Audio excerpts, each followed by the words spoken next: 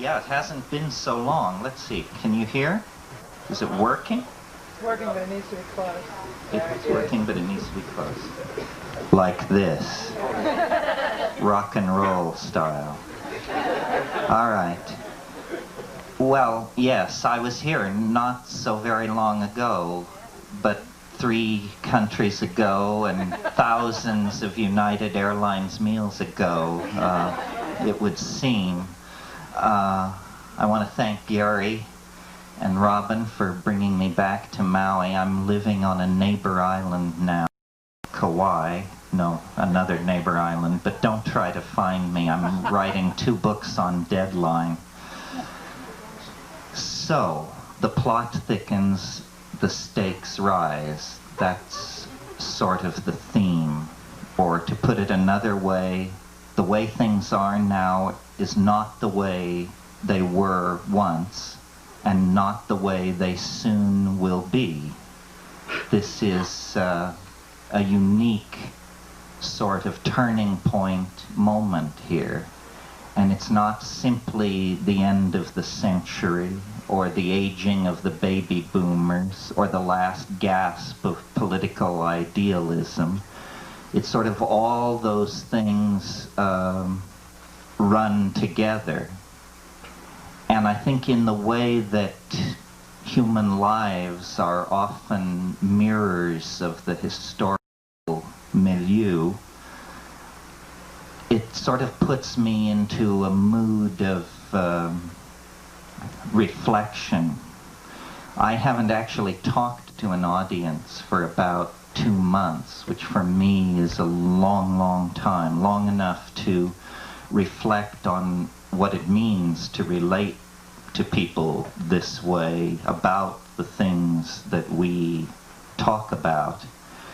And I've come sort of to the realization that in a sense, a phase of what I was trying to do is completed. I decided about 10 years ago that I would give up my worst habits and the things I love the best, which are solitude, and promulgate a whole smorgasbord of ideas that it seemed to me there was enough merit in these ideas that one person could sacrifice their life if they were willing to, and it wouldn't be a complete waste of time. So now, in a sense, my job is done, because what I considered the great ideas of my life are surely now communicated, promulgated, discussed, not accepted. No, the final prize is withheld at the moment. But after all, that only goes to a very few. So in thinking about what I should say to you tonight, I thought I would try to give perspective to what I've been doing, and then see how it points to the future, and hopefully it has some general application. I formulated it this way just 10 days ago because both Rupert Sheldrake and Ralph Abraham, who are my co-authors on one book and co-conspirators in more plots than can be told, visited me, and Ralph has now left the university. Rupert has given all hope up of ever being accepted by the British scientific establishment. If you add our ages and divide by 3, you get 50. So was in a sort of reflective mood that we looked at where this intellectual revolution has come and where it might go. The 2 things that I've been interested to talk about, strangely enough, have in my own mind neither been the psychedelic experience per se. The first thing that I was concerned to talk about was what I call the problem of human emergence, or how is it that out of advanced animals and over a very brief period of time you get symphony composing, architecture constructing, society building creatures of a complexity like ourselves. In spite of my own early religious cynicism as a recovering Catholic, I eventually came to see human history the strongest argument for the presence of the divine on the planet. I was scientist enough, evolutionary enough, to know that groundhogs, glaciers, great whales do not require supernatural explanations. Given millions upon millions of years, and these things come to pass. But, you know, hip-hop, Evel Knievel, NBC, these are things so unlikely, so peculiar, that, you know, a natural universe could never spawn them. They require the presence of some kind of demonic second force. In other words, we humans represent such a radical break with nature.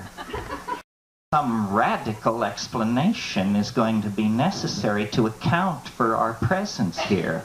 I mean, kicked out of a passing spaceship, that was one theory. Made from a lump of clay by God on a rainy day, that was another theory. But clearly some special intervention was necessary, and it seemed to me, and I've talked to you about this before, so I won't rehearse the hard facts once again, but it seemed to me that psychedelic plants, with their extraordinary effect on mammalian nervous systems, sexuality, cognitive processes, so forth and so on, were the necessary trigger to propel a higher animal into the kind of curious social dimension that we have inhabited the past 50 or 100,000 years. And to make that point, I called upon the psychedelics. They were a necessary piece of evidence in that argument. And I had, of course, experienced them myself, and it seems obvious that my critics hadn't. But for whatever reason, the obviousness of this breakthrough to me has not proven transferable to the anthropology and primatology departments of universities around the world. Nevertheless, it has proven transferable to you, dear people. The intelligent layman is how I'm casting you here, because it sounds right, because it makes sense. The nonsense about the extended throwing arm and enhanced social skills and all that balderdash that's being pitched around in the universities seems very inadequate to explain the emergence of a form as radical as our own. So that was the first foray into theory making driven by psychedelic insights and psychedelics as possible chips in the game of explanation. I mean, who had ever used psychedelics to explain anything up until that point? It was just thought better not to mention them. So I thought of that as sort of my special theory of morphogenesis, or formative causation, which is what morphogenesis means. The special theory of morphogenesis, because it related to a special case of morphogenesis, specifically the emergence of human beings from higher primates in a very short time.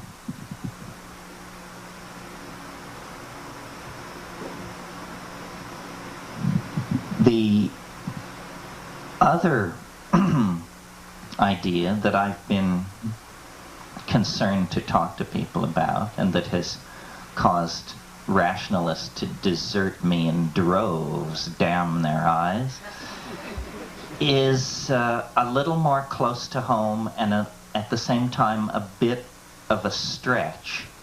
And that is having the idea that psychedelic experiences are, at high doses, actually journeys into higher dimensions, not in a metaphorical sense, not in a poetic sense, but in a mathematical sense.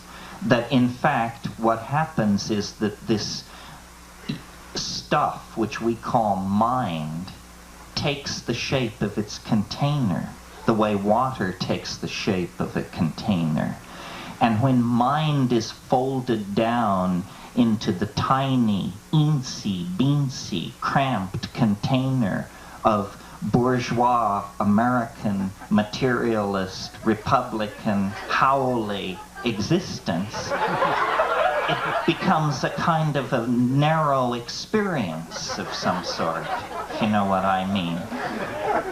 But that this cultural folding of mind into this receptacle of cultural values can be magically reversed by simply dissolving the confines of the cultural receptacle and allowing the true dynamics of mind to assert themselves.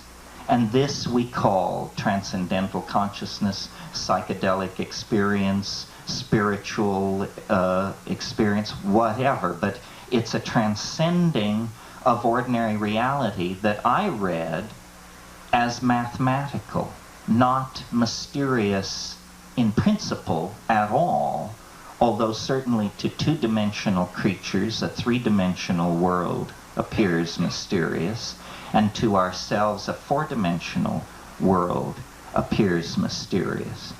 And I was led, and I've written books about how I was led, if you're interested in confessional literature, what is it called?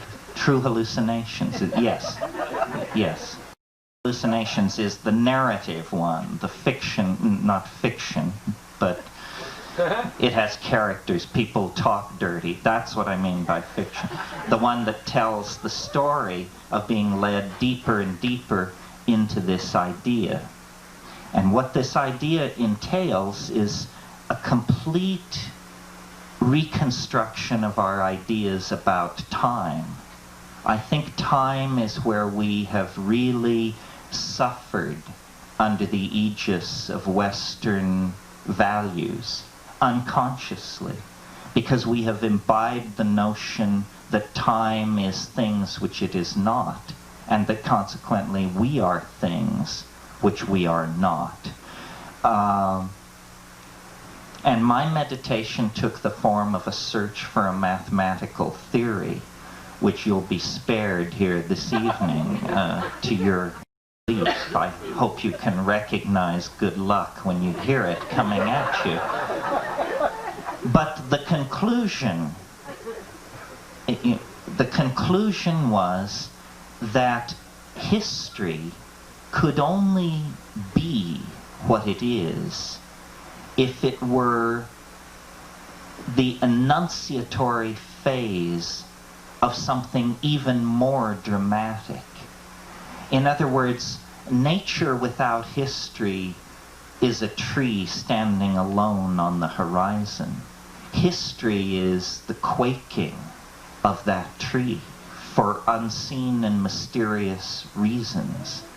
It means that nature, after abiding on this planet in organic form for 500 million years, makes a decision to make a sudden move left into a whole new domain. There hasn't been an experiment of this grandiosity since amphibians began intoxicating themselves on brief gulps of air. In other words, history and this has to be explained, but I love it because it seems to me it sums the whole thing up. History is the shockwave of eschatology. What that means is that history is not pushed from behind, from the past, from the Big Bang or World War II or the Nixon administration or any of that. History is pulled by the future. The human adventure in time is under the control of an attractor that lies ahead of us in the story, not behind us in the story. And the curious plottedness that haunts our lives, that we call synchronicity or magic or good luck, is in fact the high walls of the attractor, the high walls of the groove in which the story must run, for no other reason than it has already run in it for so long. Well, once you have this notion of an attractor at the end of time, then you can do one of two things with it. You can sanitize it and escape its implications by saying that it's a billion years in the future, 100,000 years in the future, 10,000 years in the future. These are ways of saying, don't worry, keep working, keep punching the clock, keep pulling that voting lever, keep buying those hair care and body products. Don't give it a thought. But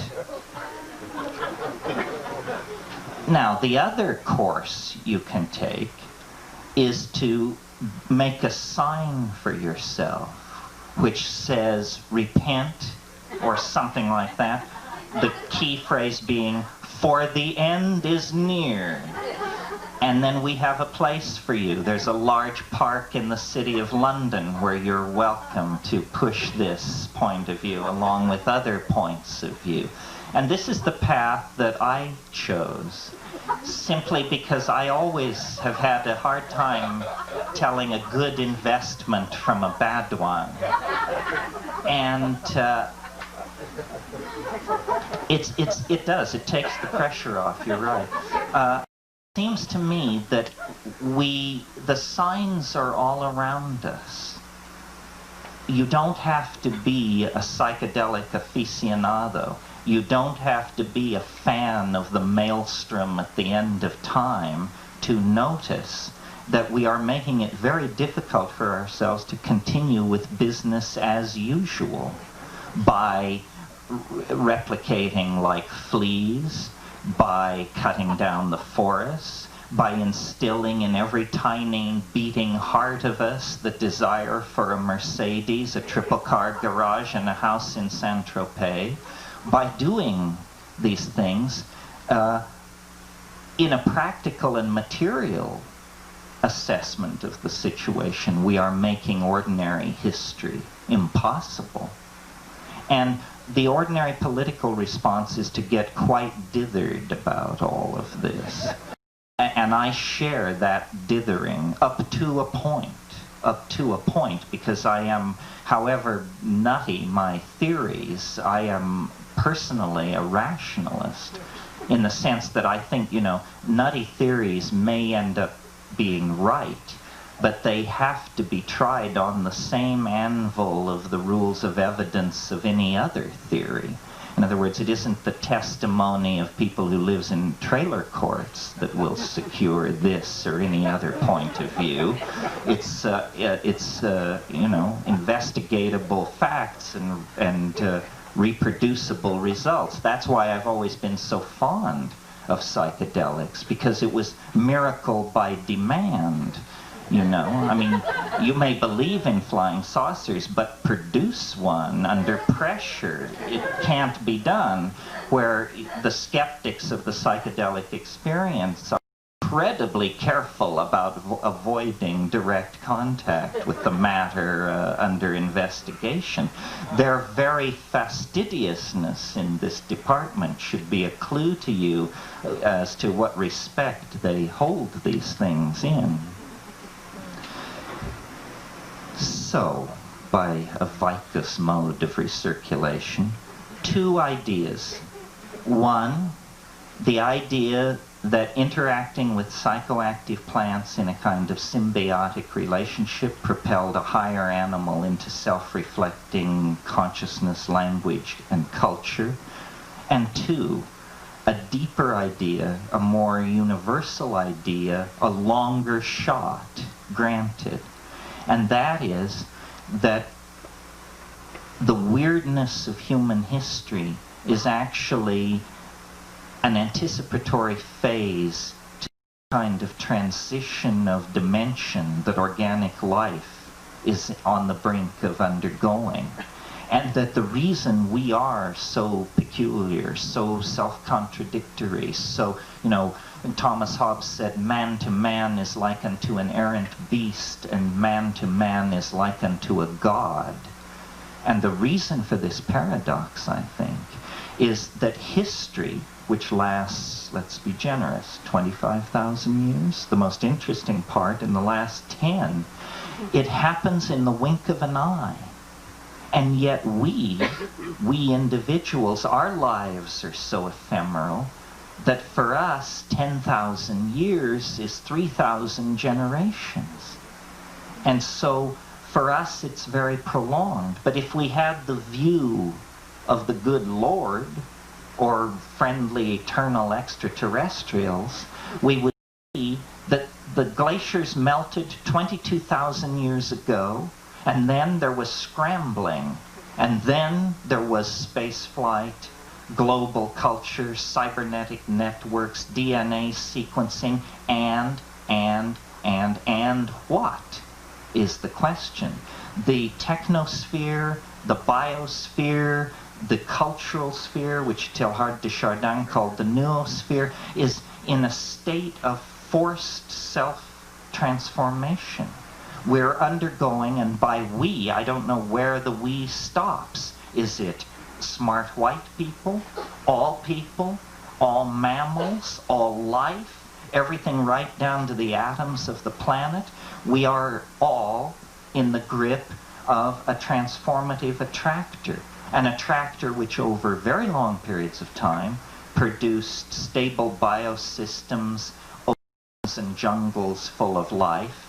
Over a very short period of time, thousands of years, has produced human civilizations, art movements, dynastic families, languages, migrations, and since 1945, pick a number, we have been in a kind of hyper-accelerated phase where culture has not changed that much. What has changed is technology.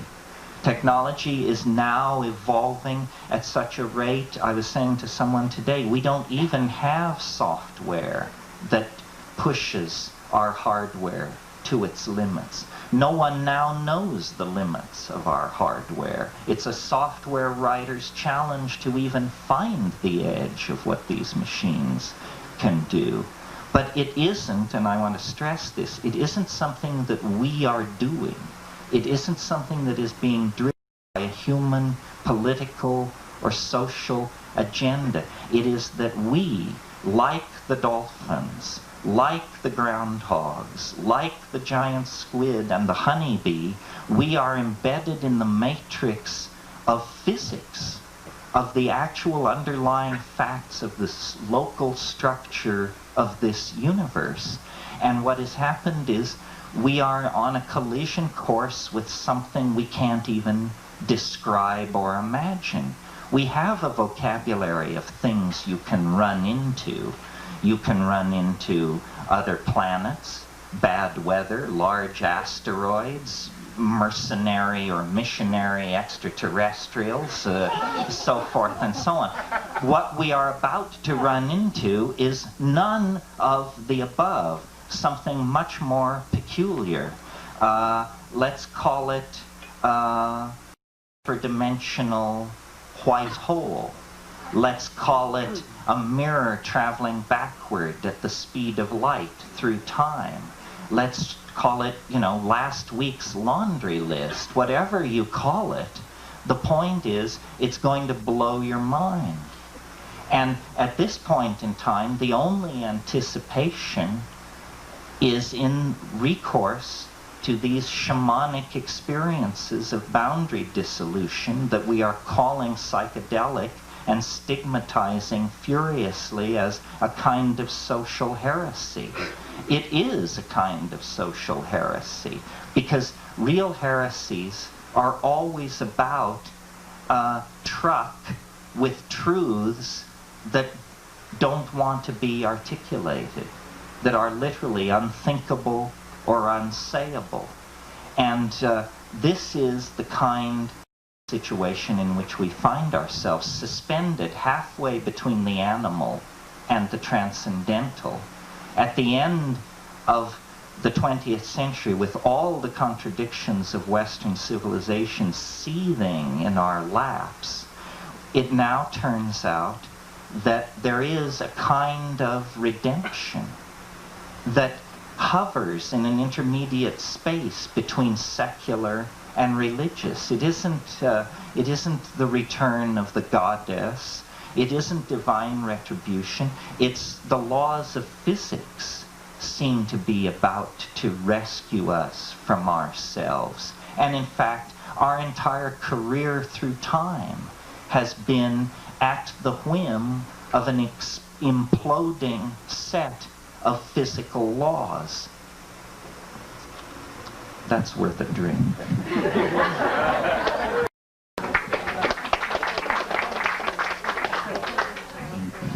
So I don't think anyone would give me the time of day were it not for the fact that what's waiting at the end of the road I'm describing has been repeatedly visited in one form or another by many, many people. These psychedelic voyagers. People have been there, done that. They have seen the end. You know, Plato said time is the moving image of eternity. Time is the moving image of eternity. Shamanism is a worldwide technique, 50,000 years old if it's 2 weeks old, that is designed for the specific purpose of entering into something called eternity, or the dream time, or other place. In many, many languages, the word for shaman translates as go-between. A shaman is someone who can move between the culturally validated, linguistically created world of the tribal entity and the something else, the unspeakable, that lies outside of cultural values, outside of cultural convention, is only accessed in dream and in symbolic activities such as dance, chanting, trance.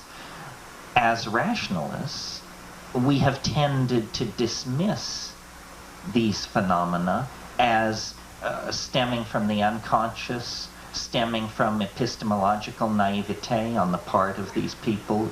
Brother, if that isn't bullshit put down on somebody who you don't understand, you just say, well, you're epistemologically naive, and that's why I look like an idiot to you.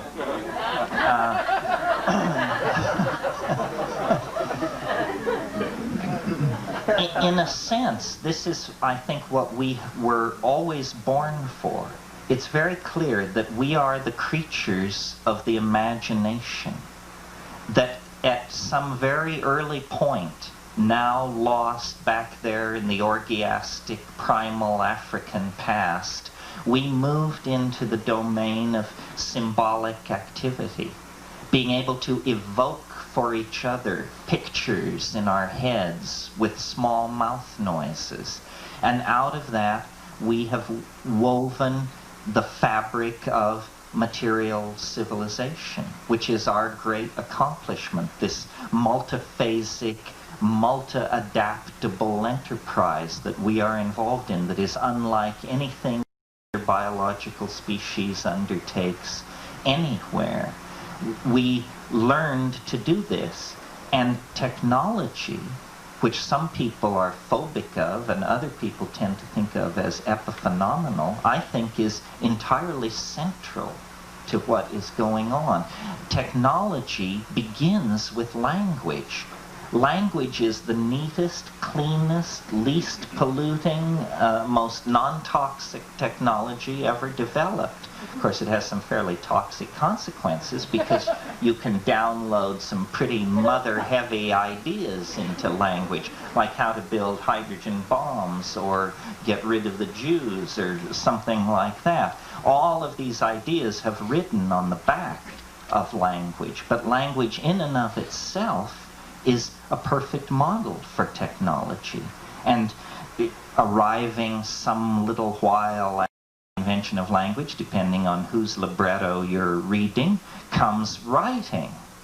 Writing is clearly a technology, and it's a technology for what? For freezing thought, for downloading information into a non-degradable medium, for perfect recall. It's the long road to digitizing begins with writing. And our relationship to the past, which is time, notice, changes with these technologies. Language was clearly a strategy for binding time. That's what you do with it. That's why we live in a different kind of time world than the animals do. They don't refer back to the time when I encountered a threat exactly like this one. Substitute that kind of process with instinct. But as we moved away from instinct, we moved into these information-based technologies, writing, then the book, and in our own time, an explosion of technologies that have frozen all time. I mean, we now know from movies like Forrest Gump that people who never even lived at the same time can mingle together in the collective cultural memory. Marilyn Monroe can have an affair with Albert Einstein in cyberspace. What it means to both of them since they're dead, I'm not sure. But what it means to the rest of us is whatever we make of it. So technology has this curious accelerating quality that is so important now as we approach what I call the transcendental object at the end of time. It is being mirrored in our machines, in the machines that we are creating.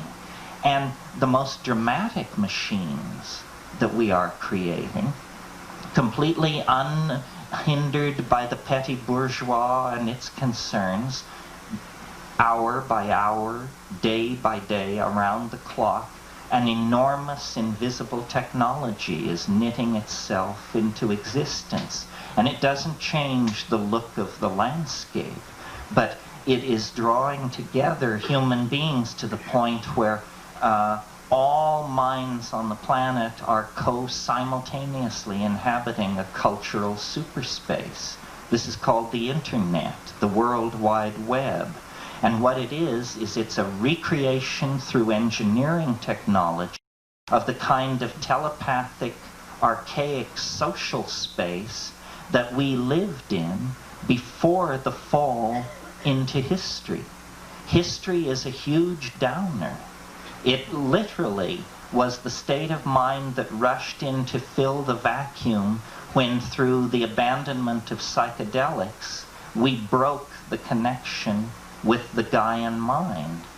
And now, strange to say, at the very apex of this process of alienation and technological entrancement, we're finding that technology can be a mirror for Gaian intent, that we can't manage ourselves without genuflecting to these higher levels of managerial coordination that the Internet makes possible.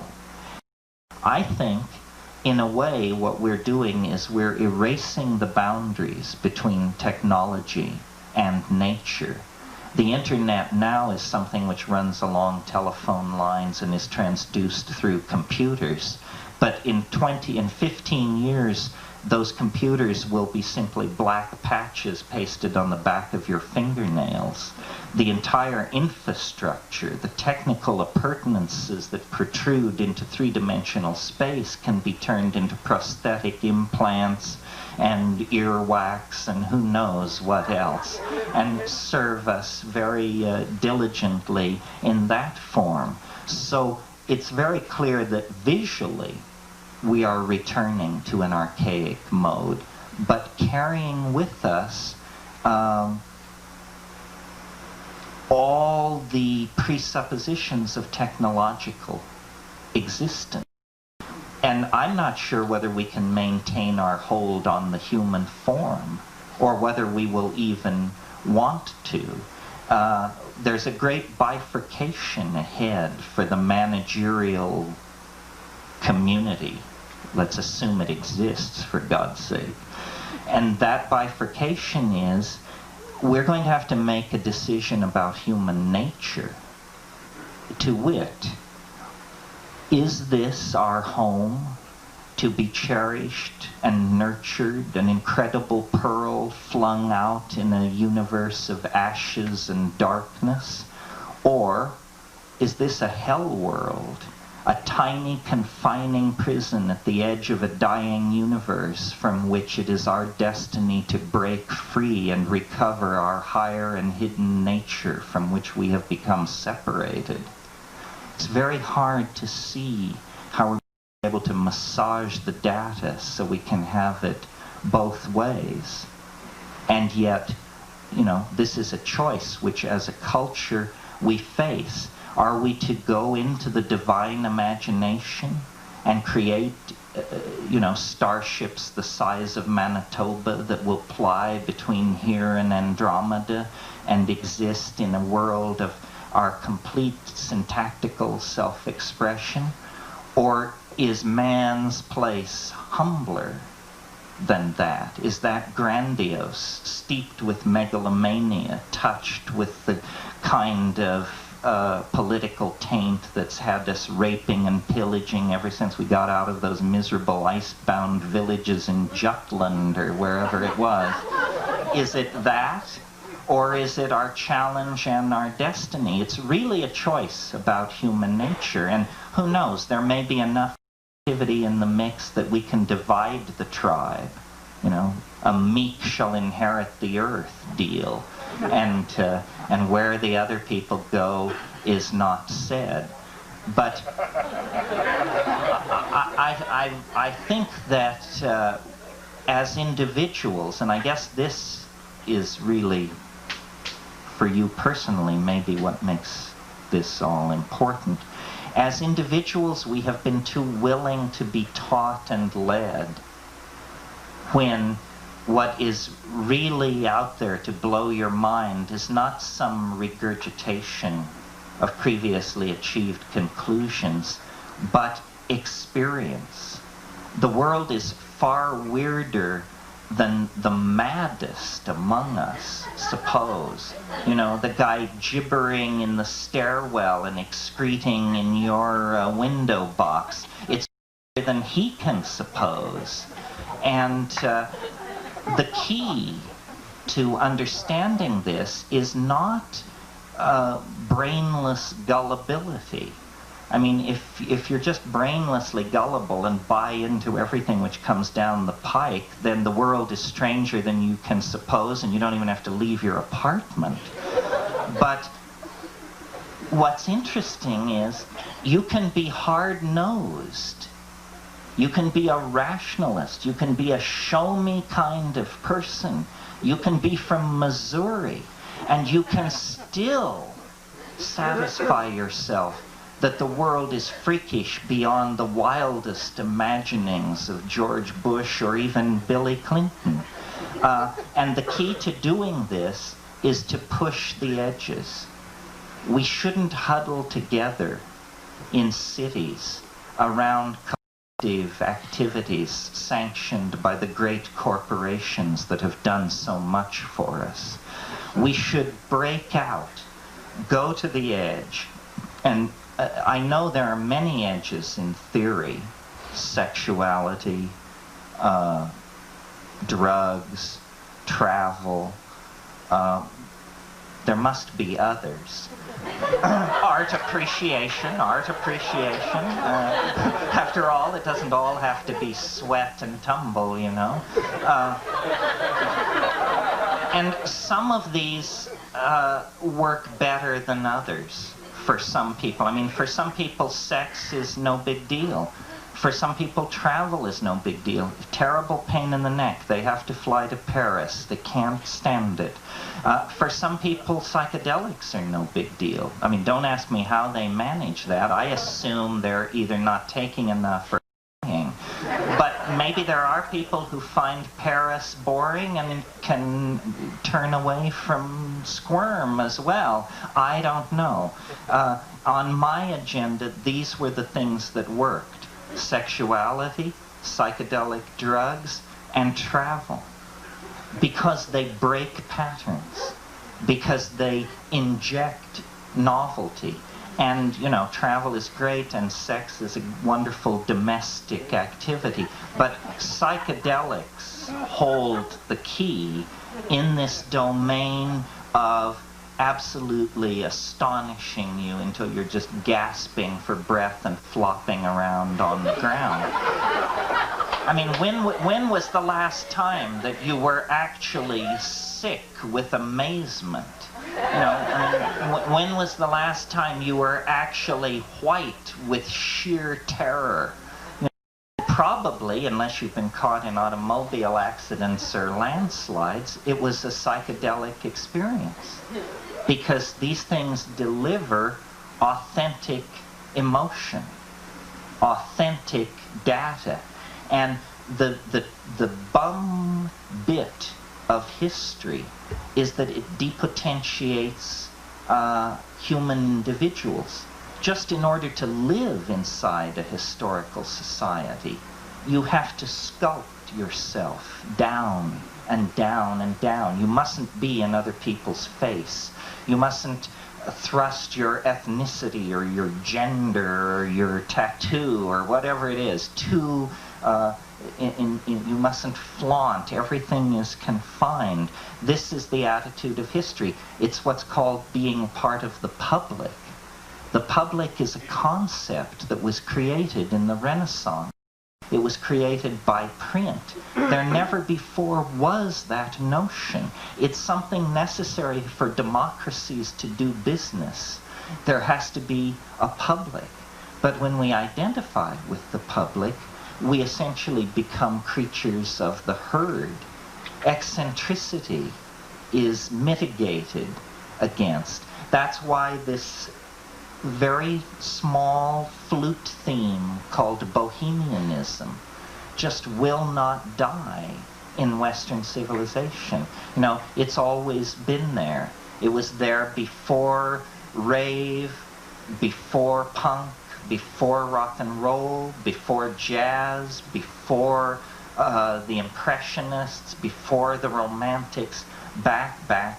There was always this strain of dissent, because it's the lifeline of sanity in Western society. And every time the bastions of bullshittery grow weak, the bohemian thread expands its options, offers itself as an alternative. And I don't think this is an eternal dance of frustration.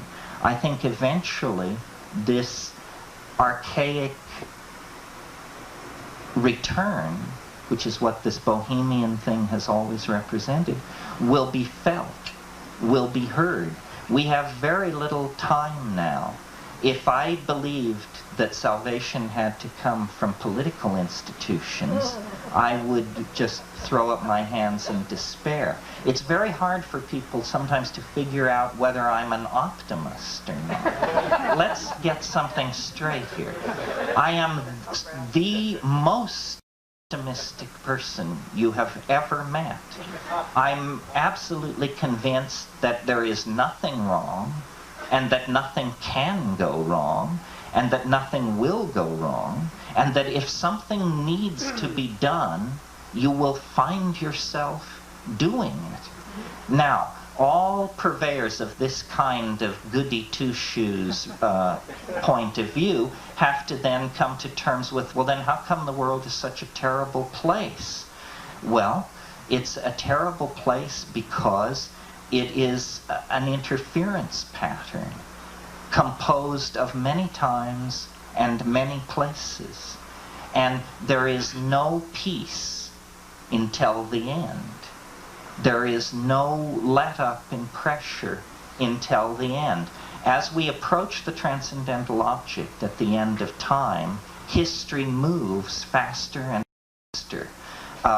We have been approaching this transcendental object since before there was a we to speak of in human terms. In other words, this is the same attractor that pulled life out of the oceans, caused primates to stand on their hind legs, and so forth and so on. But obviously, pick a number, about 20,000 years ago, 10,000 years ago, the process quickened. We turned a corner. Everything began to move faster. And again, at the fall of Rome, faster, faster. And again, in the 20th century, faster, faster, faster. Well, nobody has drawn the obvious conclusion from this. If we're going faster and faster, faster and faster, then hell, we're going to get somewhere pretty soon.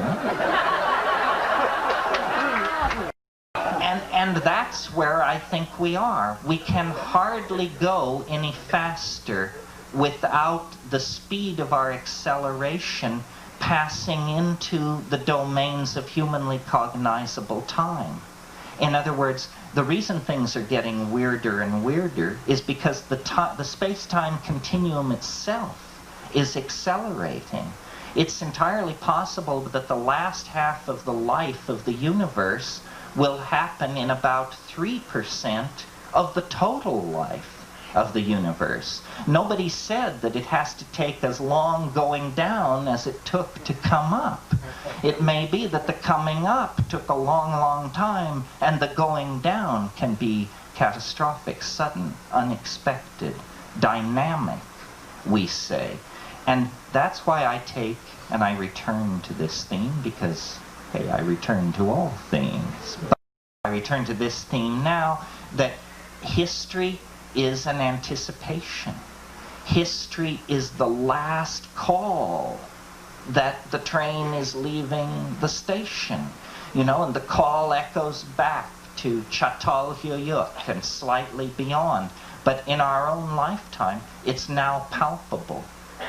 You know, all you have to do is close your eyes in a quiet place, twist up a bomber, think, and you will behold the transcendental object at the end of time.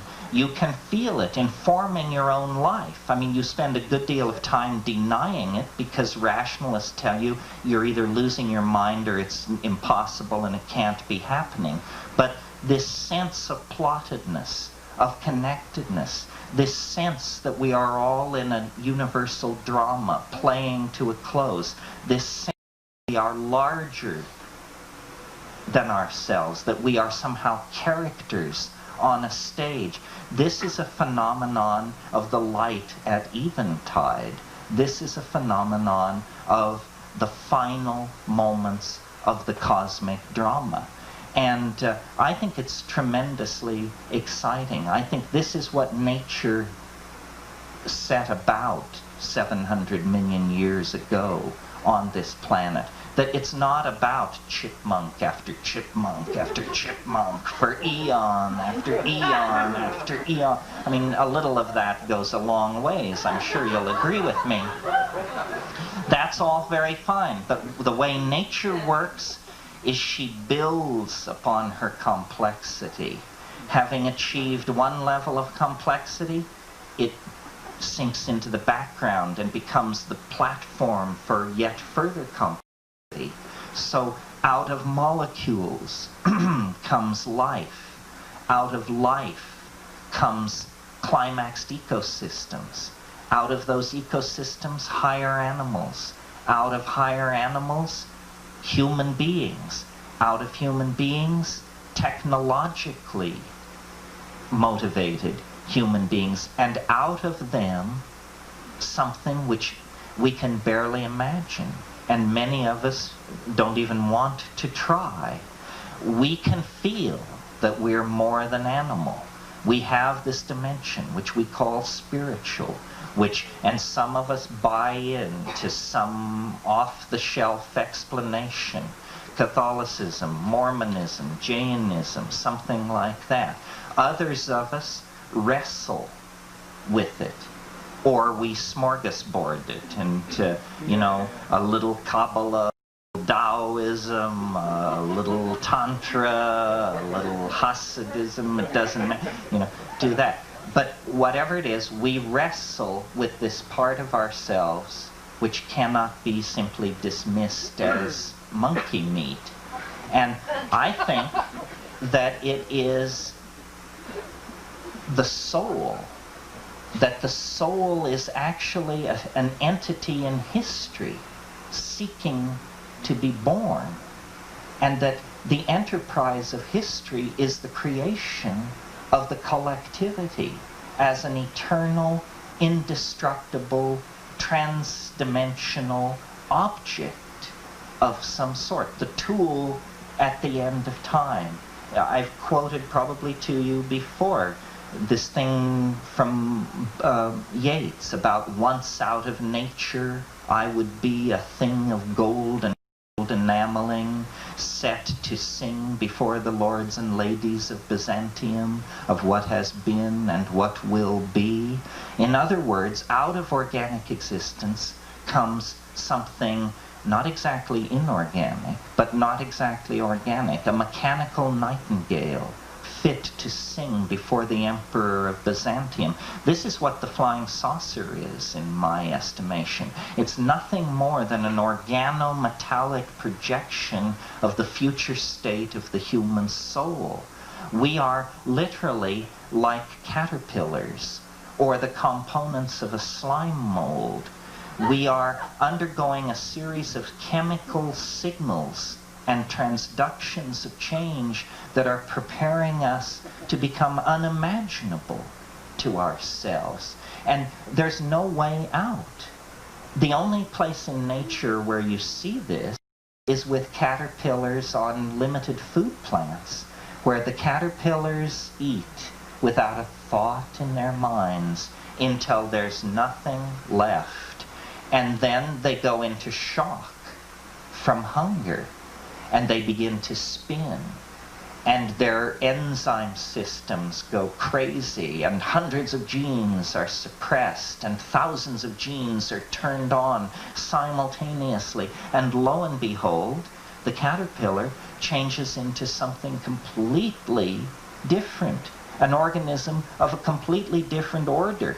I have never heard a Darwinian evolutionary biologist explain how gradual evolution could get you the coordination of thousands of genes required in that process.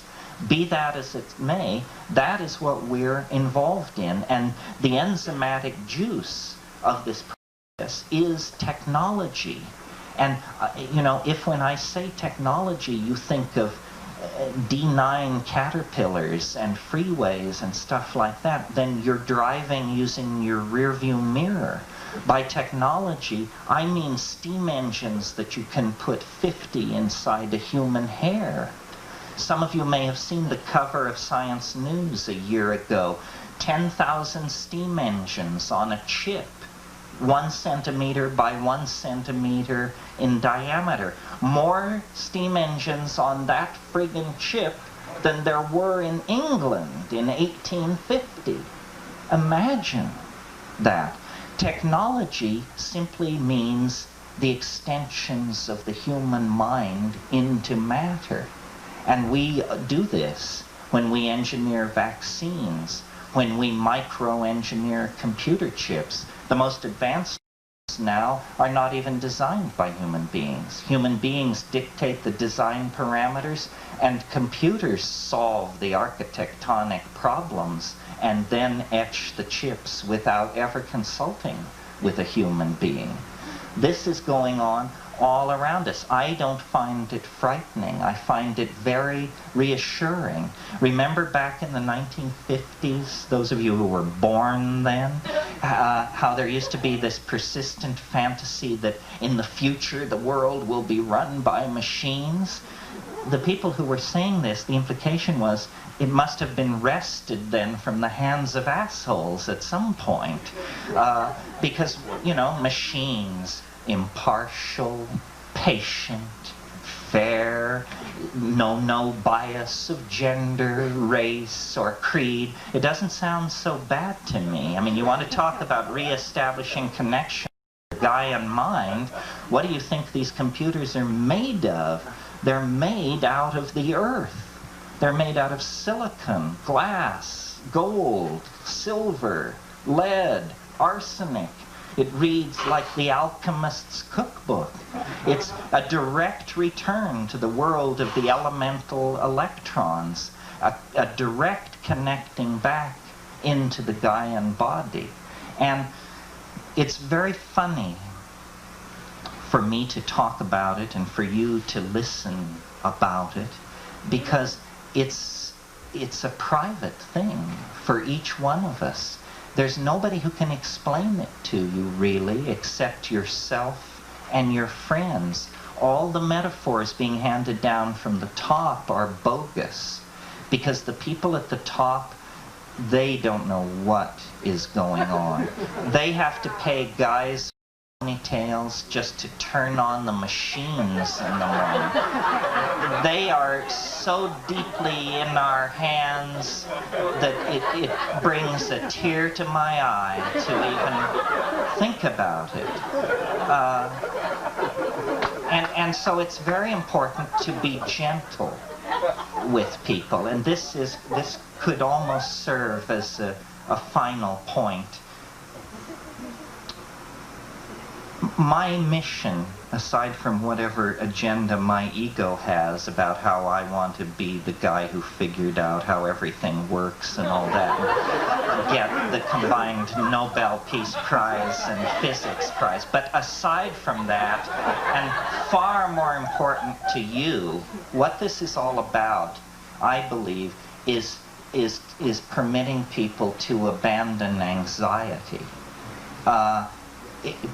Need to investigate for themselves the situation, and you will be very, very heartened. It's not nearly as bad as you've been told. You've been told a lot of stuff by a lot of people. The only authentic thing in most people's lives, and they may have sullied it, sold it out, destroyed it, distorted it, whatever, but the only authentic thing in most people's lives is sex. And if the establishment could figure out how to take it... Whoa. I finally found the button.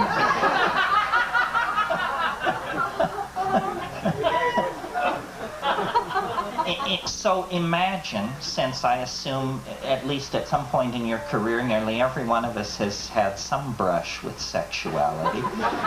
Imagine if there were something equally interesting, equally slippery, equally enlightening, but not necessarily tattooed to your forehead like sexuality is, so that, unless you were smart, you could miss it.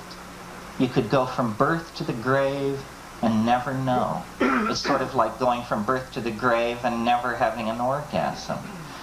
That is, in fact, our circumstance, because God knows how many people in Western civilization in the past 1,000 years have gone to the grave without ever knowing a moment of transcendental consciousness. I don't care how many rosaries they were saying. I don't care how much of that ergot-infested bread they were bolting down. You know, it just can't compare with modern pharmaceuticals extracted from plants. So my mission is and empower people and say, hey, look, you don't have to go, I mean, he's a nice man, don't misunderstand me, but you don't have to ask Ramana Maharshi or Gurdjieff, or another nice man, don't get me wrong, but not smarter than you or me. That's the thing.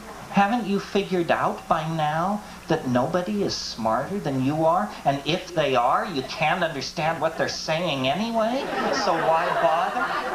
The search for somebody smarter than you are is totally futile, because when you find them, you're not going to know what the hell they're talking about.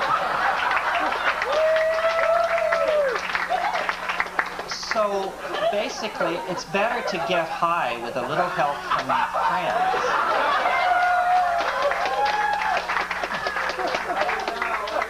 And to take yourself seriously.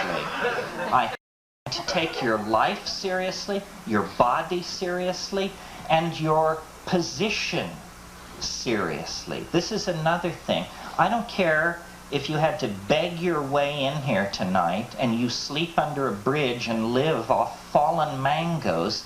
I'll bet you, if we looked at who your daddy is and who your uncle is, you're probably part of the 5% of the people who run this planet with an iron hand. We all are. We don't even understand that.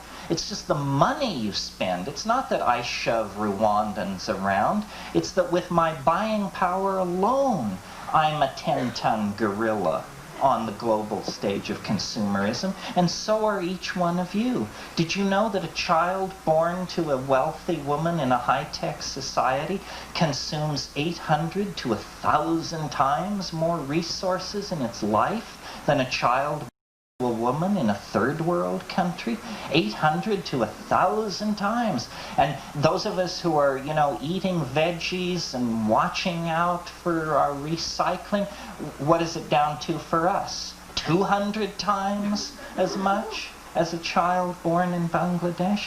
So there is a responsibility upon us. And there's a great paradox in that responsibility, because we're the most comfortable people on the planet.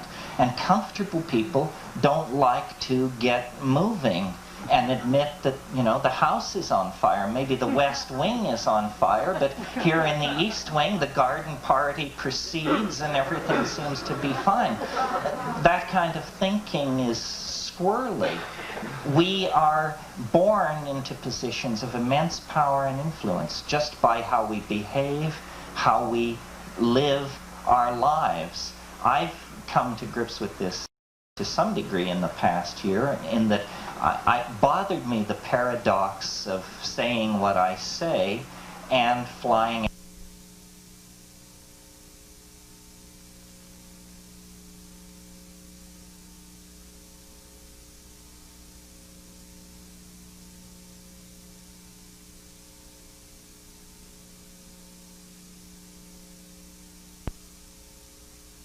That sort of thing. And I'm now much more interested in a virtual presence, a presence on the net, a presence as a published voice, and like that. And I think we all can act from that position. Less squandering of energy, more sharing of ideas, more a sense of community. It's going to be a wild ride from here to the end, and everybody at some point along the way need a little reassurance. It may be me next week and you next year, but sooner or later it'll get everybody's goat, at least for a moment. And so a sense of collectivity, a sense of sharing, and a sense of adventure. These psychedelics, which have arrived on our plate in just the last 100 years of Western anthropology and sociology, are the most important discoveries, probably, that we ever have made outside of our own culture. They hold the seed for the reformation of our science, a rebirth of ethics, a new sense of community, an authentic sense of religio, all the things which are prerequisites for making the human enterprise something worth preserving and embedding in the magic that nature is trying to create out of the chaos on this planet. So there you have it. Or so there you have it, as the king said to Mozart. I don't know what the plan was. You've been sitting on a hard floor. Shall we take a break and then do Q&A for the diehards? Yeah. Okay. Is that all right with the people running? Good. Okay. Thank you very much. It's preaching to the converted, I know. Thank you.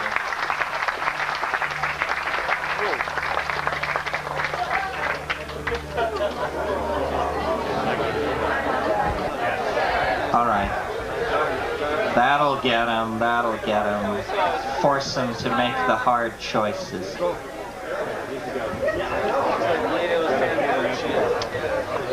Are you the first? Oh, okay. First question. Where is the place of feelings, emotions, compassions in Siberia? Well, Siberia is a new spelling of cyberspace. Well, it's an interesting question. I mean, part of the problem, and I'm glad you asked the question because I made notes earlier to hit on this, part of the problem is that cyberspace is an exclusively all-male nerd domain at this point. I mean, 95% of the people on the net are guys. So I don't blame guys for that. They did it. I think women should not accept second positioning in this. There's a lot of things about cyberspace that are out of balance at the moment. For instance, unless you have very, very good equipment and very, very cooperative telephone company, then what you're dealing with now is text. Well, text is deadly. And just, you know, it could be the Sermon on the Mount scrolling by, and if you've been looking at the screen for hours, it's not interesting. But now, with things called slip connections and ISDN lines and this sort of thing, the net is going visual. And it's becoming a land of cartoons and movies and home video and visual jokes and beautiful constructions. So I'm hopeful that this in itself will inspire women to get on. The net right now is arguably fairly soulless. It's there to be taken over. I mean, in case you don't understand exactly what is being talked about here, the internet is not a computer network. It's not something owned by anybody. It's the network of the networks.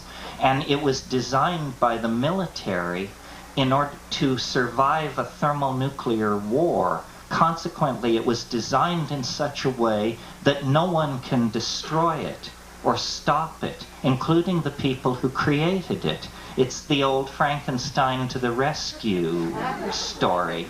So I think it's up to people like ourselves, without characterizing us, to make an impact on the net and to get the heart in there.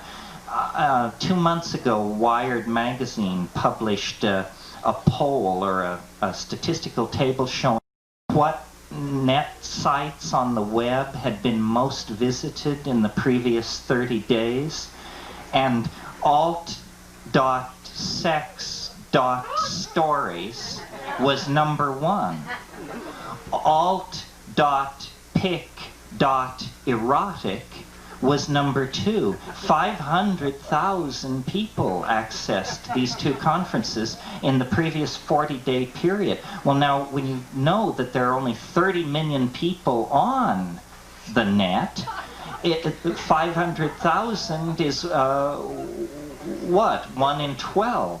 1 in 12 of those people accessed that. Well, now, I'm not sure alt.pic.erotic qualifies as heart, but hey, they're trying, right? What it indicates is that this most technical of instrumentalities, most global of technologies. What people use it for is to try and get a date, for crying out loud, what they've always used technologies for. So I don't think it has a character in and of itself. It's a paradox, the machine thing, because, you know, it's all men. Men design them, men implement them, men, and yet the thing is incredibly feminine. It is a feminine thing. It is, if it has a gender, it is a goddess. It's dissolving, it's distributed, it's maternal, it rocks you in its arms. So in a way what we have here is a kind of a cult of a cybernetic goddess, where all of the acolytes are not exactly castrati, but nerds, you know. Probably enough blathering about heart on the net, but it's a good question. There will be as much heart on the net as we put into the net. Yeah, my take on the net is that it's really our first opportunity to bypass political structure and media editing and connect human to human. And I think as such we're going to like enter a super democracy, and actually a time where humans are connecting with each other more than ever. I mean, is that? No, I absolutely agree. One of the things that Tim Leary used to say was, he used to say, find the others. Find the others. Well, with the net, you can find the others. I mean, you can be into cord building, gerbil racing, and leather, and find 300 people who share those precise interests. And you can immediately form an interest group, begin exchanging email, and do whatever you want. It's incredibly empowering to eccentricity. Eccentricity is empowered. I mean, there isn't an interest obscure enough that you can't get together 5 people on the internet. I mean, there's enormous conferences, for instance, on the Voynich manuscript. Who's ever heard of it? Enormous conferences on deciphering the angelologic languages that Dr. Dee channeled in his channelings in the late 16th century. 60 people on the net are working on this around the world, exchanging data. It's incredibly empowering for anyone who is trying to solve a specific kind of problem, or find like-minded people, or organize. And what it's doing is it's destroying the myth of the public. I mean, I don't want to spend all evening on this, but I'm a hard, dyed-in-the-wool McLuhanist. And really what the net is doing is destroying the uniformity of culture created by print. You see, print worked effects on us that most of us even today are not aware of. The way our cities are laid out, the way we elect people to high office, the way we manufacture an object with interchangeable parts manufactured at various places and brought together and assembled at one point. These are all modeled on how a book was made in the 16th century. The uniformity of print, the repeatability of has created the uniformity of modern mass media, and the concept of the citizen, which is, not you and not me. It's this ideal which we are educated into in an educational system created and based on the values of print. That's right. So McLuhan said as long ago as 1965 that what we were on the brink of was what he called a global village. Electronic tribalism. Sound familiar? The guy was just 30 years too early. He said the nation state will dissolve. He said there will be only 2 levels, the local level and the planetary level. And all the levels in between will be seen to be irrelevant.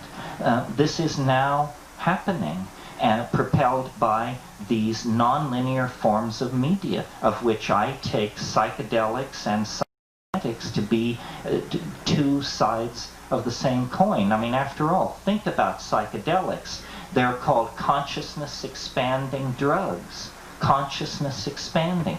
If I can search the Encyclopedia Britannica for a fact and find it in less than a third of a second, that's consciousness expanding. If I can know the weather in Madrid instantly, that's consciousness expanding. I think I told you in January, the only difference between computers and drugs is that computers are too large to swallow. And our best people are working on that. I mean, the drugs, the computers of the future will be the size of aspirin tablets and cost the same and be used with the same devil-may-care attitude. So consciousness expansion is the name of the game, and God knows we need it, because look at the chuckle-headed solutions we are trying to apply to our desperate problems. Look at how our politicians behave.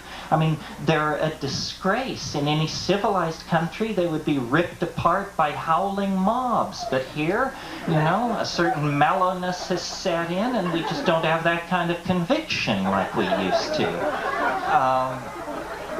Not to rave, yes.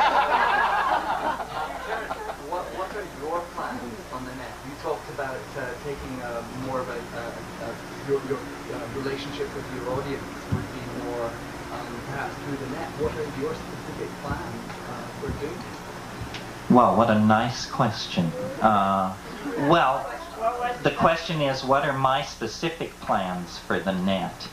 I am convinced that this theory, which I made reference to tonight, about novelty and the end of time and so forth, I spared you the mathematics, but I am not a soft-headed thinker, at least not of the ordinary kind. I can boil a rap down to an equation that you can write on a blackboard or run on a computer, and I've discovered something fascinating enough, in my judgment, that I will spend the rest of my life trying to convey it to the rest of you. And I've decided that what I'm lacking in this effort is a very large, chronologically organized, image-based historical database. That's what I want. I want a historical database that records everything can be known about the past, starting with the Big Bang and running up to whatever General Cedras said today. And because with a database like that, I'm convinced that I can sell my theory to a skeptical world. I'm also convinced that even if you think my theory is hokum anyway, this historical database should be built anyway, because one of the things about our modern neurotic dysfunctionalism is that it has the character, as I analyze it, of a kind of amnesia. We are people who have lost our memories. You know, quick, who fought the 30 Years' War? Quick, did it come before or after the War of the Roses? What is a Huguenot? And so forth, and so on, and so forth, and so on. We do not know jack shit about who we are, where we came from, how we got here, or why things are as they are. And there's no excuse for it. The libraries are full of it. It's just that we have lost faith in the idea of cultural continuity. And I think that if the time wave, as I call my theory, in conjunction with a large historical database, you could begin to give people back their history. And then they would understand how we got in this mess, and they would be far less easy to manipulate. This is slightly off the point, but I'll make it anyway.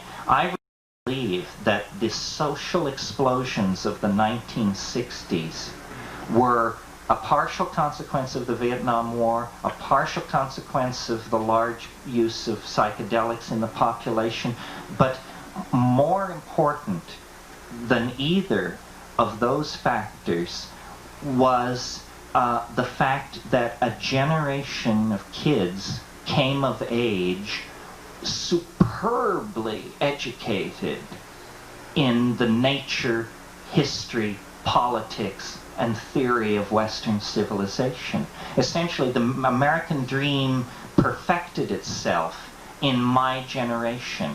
I came out of the university, I had read Plato, Hobbes, Schopenhauer, Jeremy Bent, the whole bit. I knew it backwards and forwards.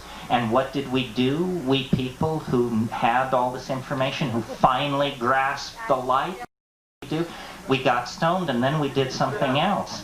We heaved rocks through the windows of the banks, overturned police cars, set buildings on fire, and said enough.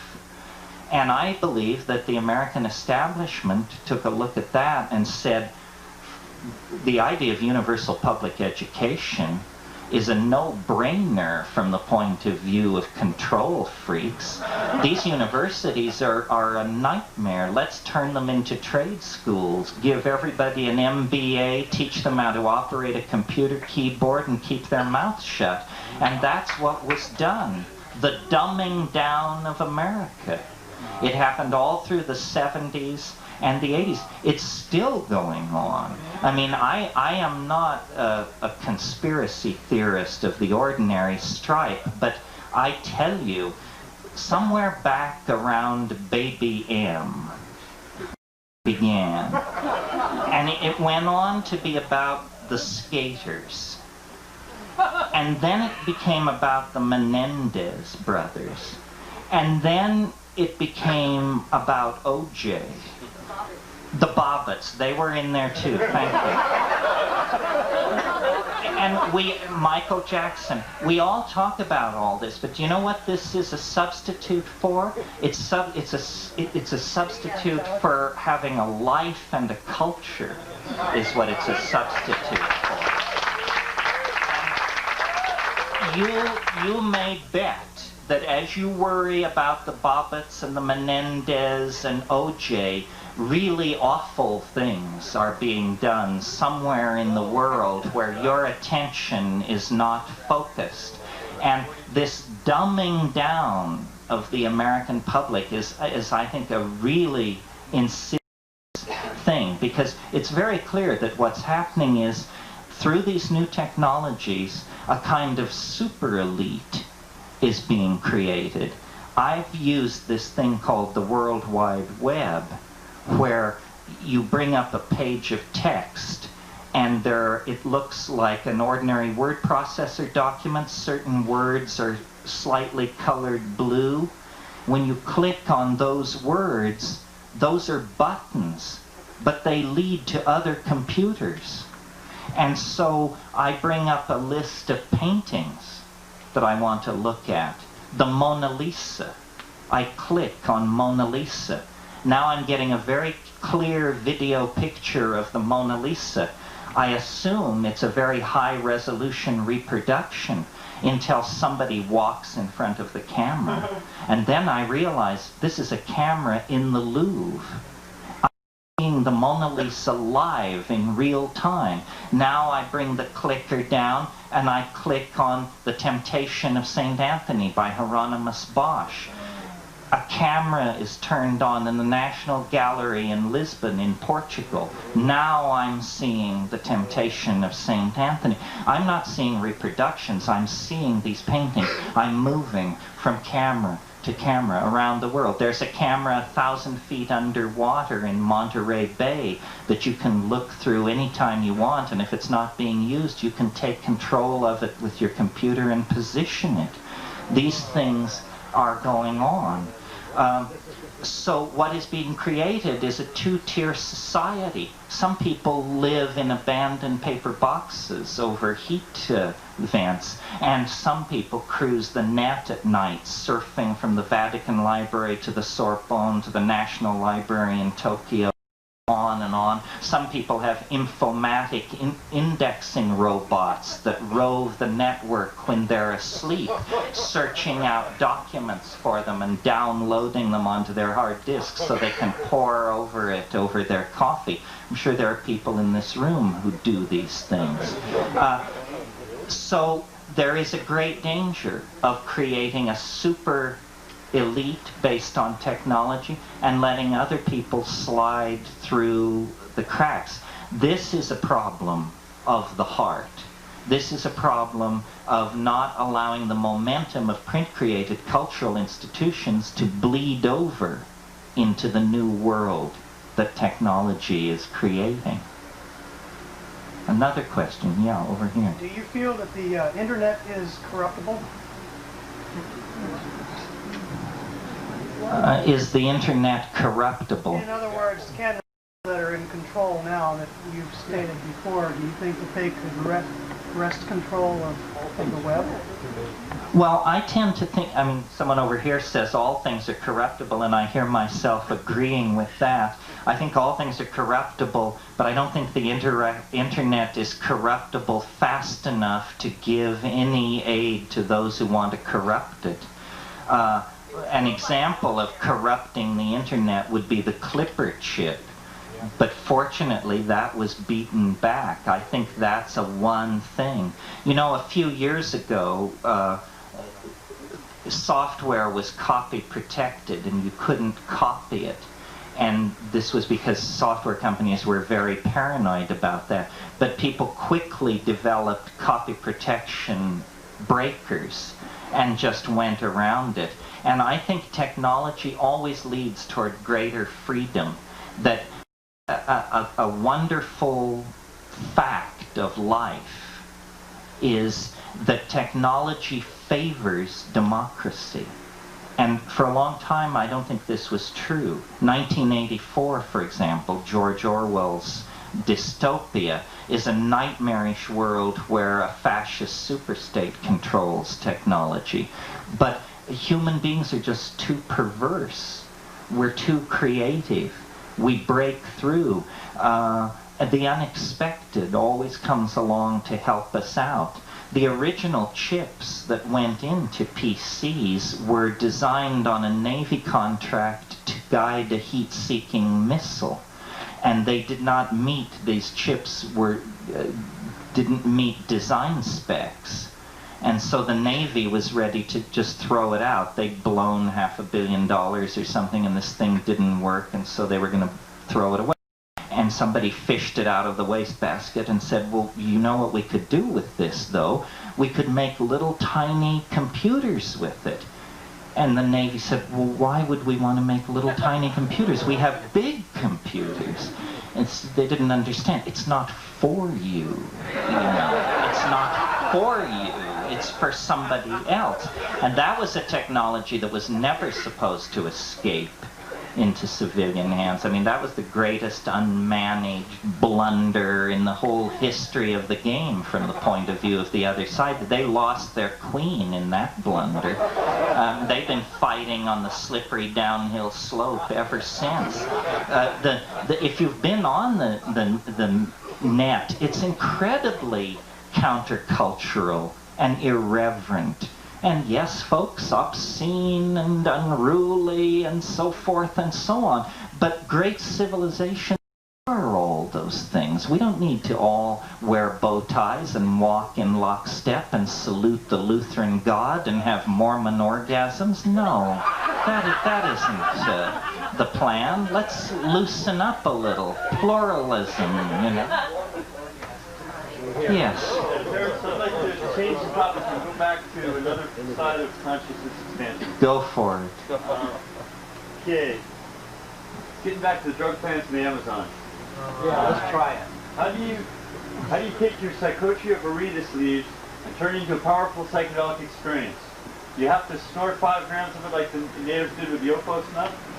Or is there a more modern technique to make it fast-acting and viable? Well, assuming you have the Psychotria viridis leaves, is that it? Well, the question is complex, but it basically comes down to if you have leaves of Psychotria Riddis, how can you activate them so that machine elves will invade your apartment and take you prisoner?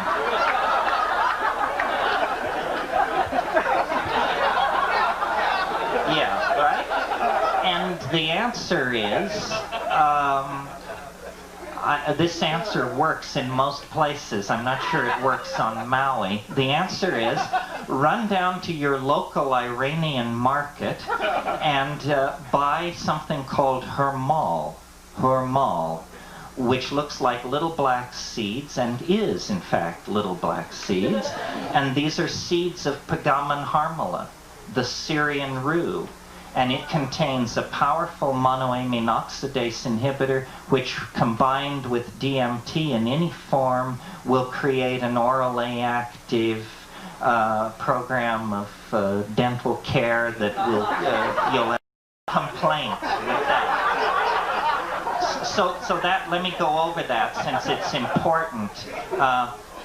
This is easily available, this Pagaman harmala, from these Iranian markets or seed dealers or something. And I think it's actually a cleaner MAO inhibitor than Banisteriopsis caapi, than the actual ayahuasca vine. So I mention this because you may or may not be aware, but there is a movement, there are so many of them, well this is another one, there is a movement in the underground now toward what are called ayahuasca analogs. And what that means is, in most places in the world, there are plants that, if properly combined, will produce a huge psychedelic experience. And people all over the world are cataloging their local flora and experimenting with this. And Pagaman harmala has a role to play in this. It's available over very large areas of the Earth's surface. Jonathan Ott wrote a book called Ayahuasca Analogs, and I think this is the way to go. I've seen too much of the ordinary kinds of ecotourism and that sort of thing, and I think that's far better than to bring these shamans here. I mean, this is a meat grinder. It's horrible. You can't expect people to maintain their authenticity and, you know, put them up at the Beverly Hills Hotel and all that. As a story, just to show you, and this is a pro-Dalai story, so don't get your hackles up, but as a story about how toxic our culture is. When the Dalai Lama was in Los Angeles while ago, they wanted to give him some kind of quintessential LA experience. You know, what can we do with him? So they took him to Rodeo Drive and said, you know, this is Rodeo Drive, wander around with a small group and just, here it is. So then he did, and after it was over, they said, so what did you think of Rodeo Drive? And he said, the Dalai Lama said, he said, now I understand you Americans so much better. There was so much that I wanted to buy.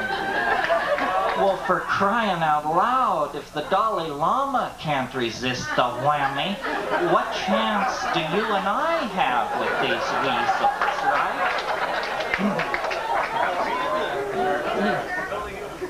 And, oh, announcement? The police are here.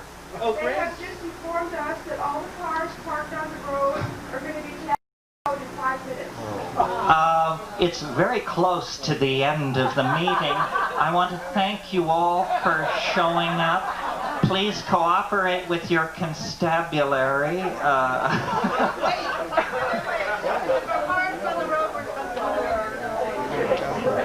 Is that the thing to do to... I'd like to talk about the Terence, I just wanted people to know that harmaline is available in lily cloud blossoms or passion flower blossoms, and DMT is available in sensitive grass roots. Yes, that the beta-carboline, the monoamine oxidase inhibitor is available in lilikoi blossoms. It's available in all passion fruits. I'm not sure in what amount, but this is right, what this guy is saying. And the other thing is the DMT is in the roots of sensitive plant, a plant closely related to it. Actually, it's called Desmanthus illinoisensis. But if you're interested in these DMT analogs, it's a wonderful study and very satisfying to read accounts of people. I've read accounts of people who had never had a psychedelic experience, who started out with their local plants and were able to have just blindingly transcendental experiences. Where did you read that? On the net? No, in Jonathan Ott's book, Ayahuasca Analogs. I just wanted to say that my experience with the bergamot and mushrooms was that they amplified the power of it about 20 to 30 times. Yeah, I think you should be careful with this. I would recommend a rather small, modest dose. Yeah, let me second that. I had one of the hardest evenings I've ever had once when I took half a dose of mushrooms and half a dose of ayahuasca, thinking that would be a whole dose of something, and it was about a dozen whole doses of something. Yeah. Back to the analog. Say if we have, say, I understand, perhaps 5 feet of Banisteriopsis coffee. Yeah. How much an individual had psychotria in powdered form, but not hydrochloride? How would How it... much would you have to put in with the coffee after you've usually boiled it down? For a single dosage, perhaps? How much coffee and how much of the powder do you understand? Okay, the question is basically about the proportions of the two components in ayahuasca. First of all, ayahuasca is not like peyote or mushrooms or morning glories or something like that, because those things just grow and you take them. Ayahuasca is made by a human being. It's more like a souffle. It contains 2 ingredients that are combined in a proportion that is a matter of human decision. So, having said that then, I learned to make ayahuasca in Peru years and years ago, and I aim for the jugular. I don't go for this maybe it worked, maybe it didn't thing. So I made mine stiff. And I make a stiff dose is 500 grams of Banisteriopsis coffee, fresh, and 85 grams fresh of Psychotria viridis. Now, if Psychotria viridis is 90% water, then that means you should be able to get away with 8 grams of powdered Psychotria viridis and 500 grams of Banisteriopsis. Now, this is simply my style. I make it Peruvian style, and it's thick, and it churns your guts, and it takes you to the other side. I've had the Brazilian stuff that the Daime and the Eau de Vie brew, and it's much more watery, and to my mind weaker, although some people say not. And I just don't know what to make of that. You see, this is an area where not a whole lot is known. The fact that both of the pharmaceutical constituents of ayahuasca, DMT and harmaline, are both neurotransmitters means it's sort of up for grabs, because people react very differently in the presence of these things. If you've ever smoked DMT, you know there's no escape. But 1 person in 20, roughly, it doesn't work. It just doesn't work. And if you're one of the people for whom 1 hit sends you caterwauling into elfland, it's pretty freaky to watch somebody take a hit and another hit and another hit and say, well, I don't know, I mean, it's frightening. So, in matters of drugs, our biochemical individuality is really up front. What is a slight dose for person A is an absolutely destroying dose. person be. And we need to work with this because the psychedelics are safe if done correctly, and they're safe at doses so terrifying that you would never want to do more. The danger with psychedelics is not death. The danger is madness, obviously. These things can't kill you. I mean, it would be a terrible way to commit suicide because it wouldn't work. But what they do is they hurl you against the wall of your assumptions and then jump on you and rub your nose in it and stomp on you and make you want to die and make you beg for death. Not always, but they can do that. And so it's very important when you get in there that you can at least have the pharmacological facts under your belt so you can explain to yourself what's going on. For instance, it amazes me, I've heard this story maybe a dozen times, of people taking mushrooms, which they either grew or bought, taking mushrooms, and then an hour or 40 minutes into it, deciding, quote unquote, that these are obviously not psilocybin mushrooms, these are poisonous mushrooms, and now they're going to die. Well, that shows you just don't have your mind under control. You know, you need to have a talk with yourself about your tendency to get hysterical in tight situations, you know, because you're not dying. You have to come to the place where you can actually turn to the whining ego and say, you are dying. Me, I'm going further, but you're dying. That's right. Death, death, death. Roll in it, citizens, as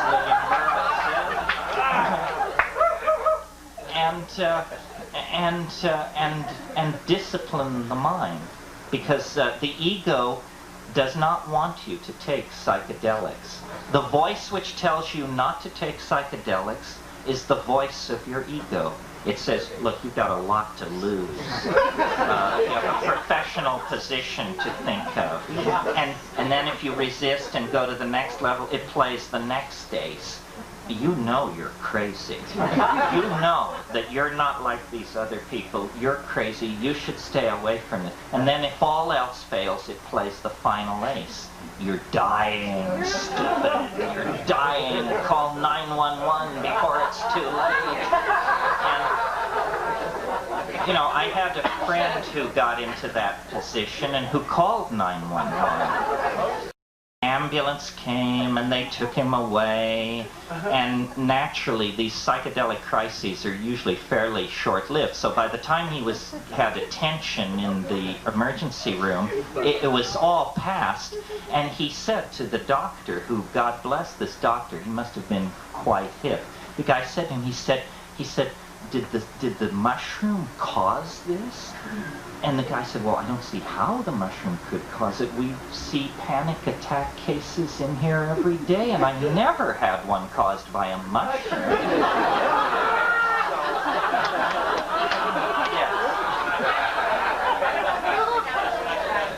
Yes? Salvia divinorum.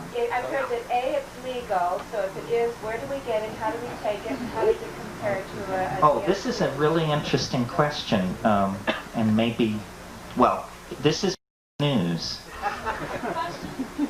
What is Salvia divinorum, and where do we get it, and what do we do with it? Well, first of all, it's amazing to me as a connoisseur of this particular field, that here we are 30 years after LSD, and what has happened? An incredible new psychedelic has been discovered. The first psychedelic ever discovered since LSD, active in the microgram range.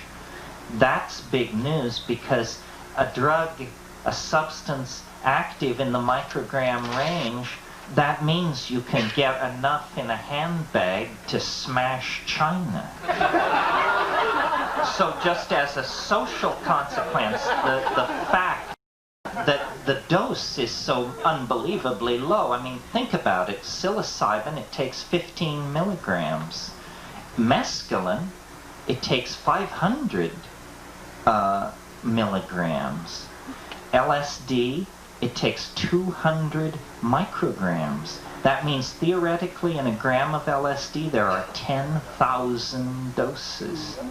And in this new compound, it is comparable in strength. And it is, LSD is quasi-artificial. It's made from ergot, but it's a synthetic. The new compound is entirely from a plant. The new compound,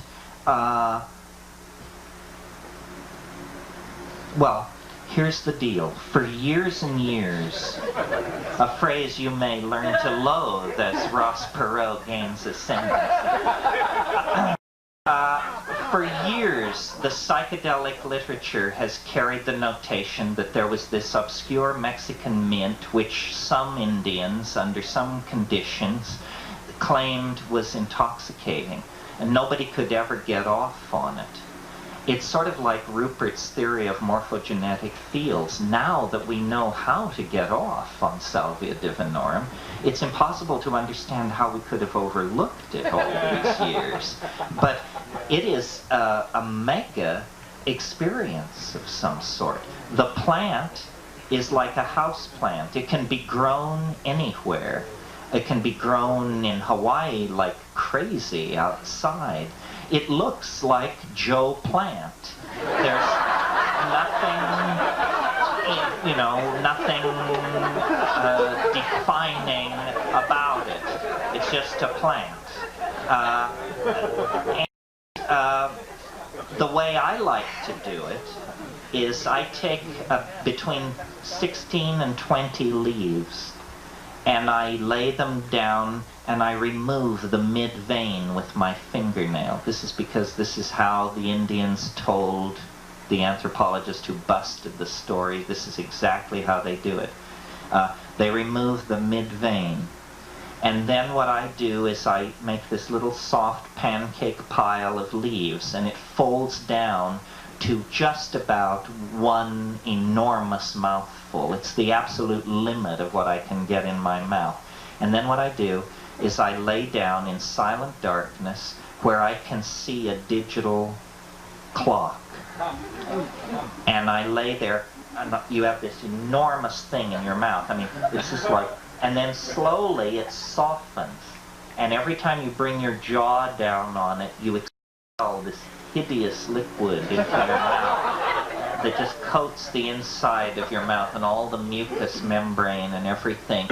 And then 15 minutes by the clock. You swallow it? No, you spit it out. You spit it into a little bowl or a Kleenex or the receptacle of your choice. After 15 minutes. Then, somewhere between minute 16 and 19, as you're lying there, you just don't move, you just lie there in the dark, it will begin to do what's called streaming. You know what that is? It's these after-image colored purple and chartreuse overstuffed things floating by in your visual field. That's called streaming. Then within a minute or two, it will become dramatically peculiar, visually peculiar. Someone said, and this was my impression, actually, well no, I shouldn't say their name because they may not want to go down with me into druggy fame, but anyway, a famous person said, it's really stretchy. And I said, yes, remember that painting by Salvador Dali called Soft Beans Construction, Ode to the Revolution #4? Study that puppy sometime. That's what's happening. Everything is stretching and falling away and sort of interdimensional. I've done it a number of times, and once I got it to work, it's worked every time since. And I think it's a very interesting hallucinogen. The last time I did it, it was amazing because in a darkened room with moonlight streaming through a big skylight. There was no hallucinogenic activity whatsoever. I mean, that's where you would expect it. You know, you have all the edges, the moonlights, the perfect situation for hallucination. Nothing. Crystal clear. But when you close your eyes, instantly, there are complex three-dimensional hallucinations moving and rotating. So quickly does it form that you have the impression it's like turning on a light in a darkened room. And unlike DMT or psilocybin, where usually when you get these weird hallucinations, you can just sit and look at it and think about it. Say, I am seeing a strange hallucination. It is very weird shit. It is partially strawberry jelly, partially welding, partially my what I found in my mother's drawer when it's some, you know, that kind of. But this, what I noticed on the salvia was that it sort of it crept around behind me, and the observing mind began to speak gibberish, and then I didn't know where I was in the circuit because the observer was being messed with. I think that the key to using this substance and to not getting it scheduled, I mean, dig what the situation is right now. This is legal to talk about, legal to take, legal to give to people. I could smoke it right now. I could choose one of you and bring you up here. We could hold a weekend where we claim this did you some good, and we could do it. We could manufacture it. We could transport it. We could put ads in newspapers selling it. It is legal, you know, legal. Remember, legal? Okay, that's what it is. It's legal. Well, is it a good trip? Well, that's a good question. A very well-known researcher took it, who has a big academic position and so forth, and he told me, it was a complete psychotic break. He said, I had no idea who I was or what I was doing. I gave it to an acquaintance of mine who is a more, how shall we put it, earthy person, and he said to me, if you want this stuff to be a success, you should throw all the eggheads off the bandwagon because they're giving it a bad name. It's simply a great load. So I don't know whether it's a great load or a complete psychotic. It depends on how many degrees you've collected, where it puts you. Well, let me talk a little bit more about the plant, because the plant is on Maui. I mean, somebody sitting no more than 8 feet away from you is keeping their mouth very shut at this point. It's here. People know about it. I think we should do the plant and not attempt to extract or commercialize the substance, because here's the thing. The substance is active at the 200 microgram level, just like LSD was. But unlike LSD, you smoke this stuff. That means there's no way back. And with the pure compound, do you know what 200 micrograms looks like? It looks like, you know, a pissant's box lunch. It's not much. It's like a grain or two of salt. Well, you can tell people are going to do too much. They're going to do too much because it's easy to do 10 times too much, 20 times. And we have no human data on the pure compound. Now, human data on the plant, we have these Indians. But everything at this point about this plant is mysterious. Everything. For example, naturally, you have this plant, it's in shamanic usage, so you go to the people. Say, you know, what is the name of this plant? They say to the Mazatecs who use it. They say, we call it ojos de la pastora, eyes of the shepherdess. Now, there's a number of things about this that are interesting. First of all, eyes of the shepherdess. There are no shepherdesses in Western mythology or iconography. In the entire Bible, there's no shepherdess. We get some shepherds in the Christmas story, gender unspecified, but I've never seen them portrayed as shepherdesses. There is no shepherdess in Western history, religion, iconography, it's a nothing burger, it's a dead end, it's a dry hole. Why is it called Eyes of the Shepherdess? Next question. These people are Mixtec. You call it Eyes of the Shepherdess? If you do, it's practically the only Spanish you speak. What do you call it in Mixtec, for crying out loud? Say, we don't have a name for this plant in our language. Well, now, this is fascinating. That's impossible if they've been using it for some time. No culture on earth has something which it's been using for a long time for which it has no name. That's preposterous. And so you say to them, how come you have no words in Mixtec for this plant? And they say, because it's new. And then the taxonomists get into the act and they say, that's impossible. This plant is not known from anywhere else on this planet. It's only been collected in the Sierra Mazateca of southern Mexico among these people who have no name for it in their own language and who claim it's new. Well, I don't want to push the conclusion, but on Maui I probably would be led to it by half of you. It appears that this plant has no history.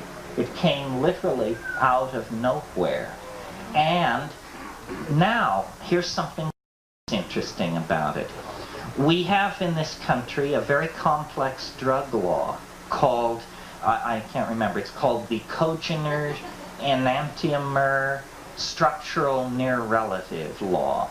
And what it says is that the district attorney or his appointed stooge can declare a substance illegal without any scientific evidence or any medical evidence, provided that that substance is an enantiomer, stereoisomer, cogener, or structural near relative of an already scheduled compound. This isn't. This isn't. This isn't.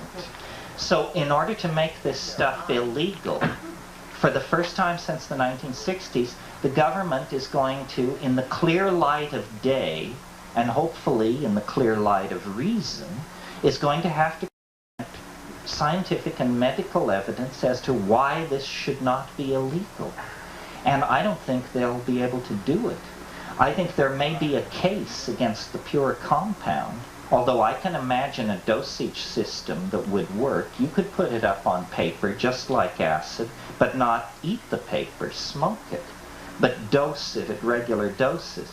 But I think we should all grow this plant and make no big deal about it.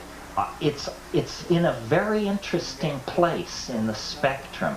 It's a lot stronger than any cannabis in any form other than eaten.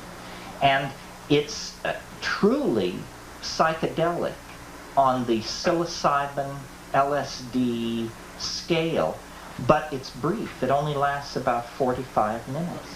It's very manageable. So as far as I can tell, only taste is a problem, and some people are working on breeding palatable strains, but yeah, there is a palatable strain, as they call it. But I think we could be on the brink of a craze here, folks. Where can one get a start? Well, first of all, ask around, because there's plenty of it growing on Maui. Otherwise, these exotic plant dealers are on to the fact that this is happening. And very easy to grow, very easy to use, totally legal, safe. Psychotherapists who are worried about other substances where they may have a legal problem can use this safely. And I think that we have been screaming, we, the psychedelic community, for 20 years for a fair hearing.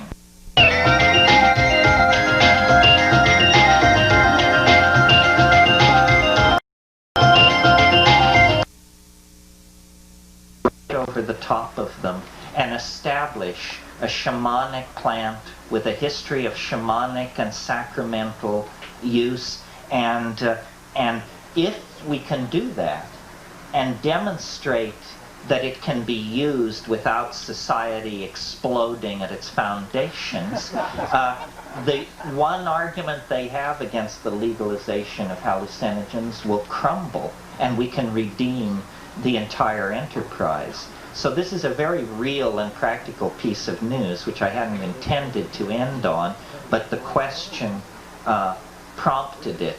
Return to the plants is the message. I don't like gurus. I think they should be hunted with dogs. I am not one. My God help you if your life is so desolate and empty that you follow me. I mean, I'm either looking for the John or trying to buy the New York Times or something, but you know, don't do that. It's bad mental hygiene to follow.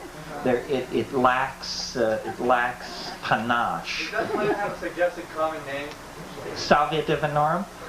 No, although I'm urging that we call the compound, which is salvinorin alpha, we call it Sale, or just Sally for short.